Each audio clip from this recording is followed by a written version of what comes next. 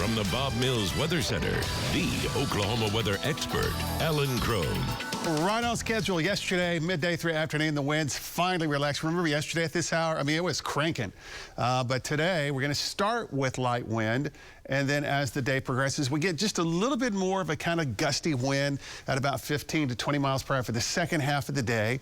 Tomorrow, the winds should be relatively low. But then on Saturday and Sunday, they're starting to come right back at us here, and that's also a signal of a warming trend.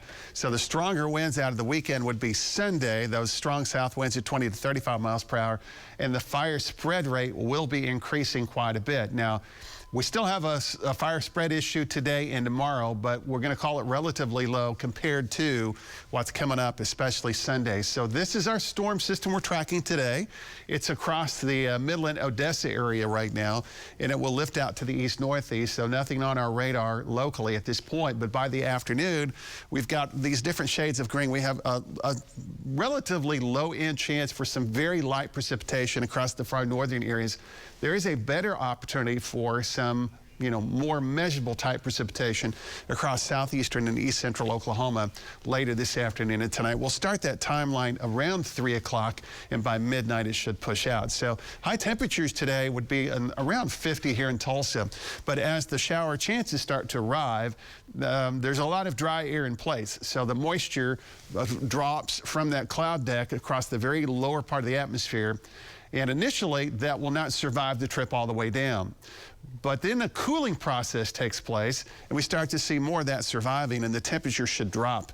So again, it's not impossible as this shower chance starts to unfold across the area this afternoon tonight, that as the temperature drops, there could be a sleet pellet or two mixed in. And then tomorrow we're in the 60s. Saturday and Sunday we're in the 80s. We've made some adjustment to the temperature on Monday. The front looks to not move through until Monday night, and even behind it, it doesn't appear to be a major change. It'll be into the 60s. So we'll be watching Monday afternoon, Monday night for a few showers and storms across the far eastern areas that would be right in through here. But up first is our system today that will be approaching the area. So we're at 29 right now. The dew point is still very low, a dew point of 20 degrees. So it's going to take a while for that storm system to arrive to saturate the atmosphere to give us a chance for some precipitation. So it's a cold start. Highs this afternoon. Now, we fashion these temperatures.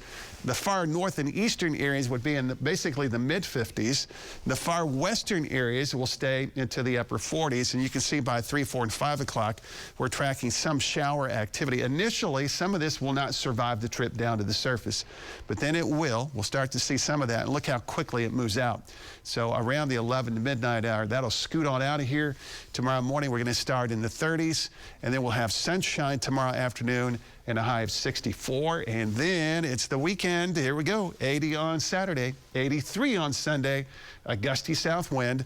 Monday, again, we've made some adjustments on that temperature. We brought it up because it doesn't look like the front will push through until sometime Monday afternoon, Monday night. Southern Oklahoma Monday could have a thunderstorm or two.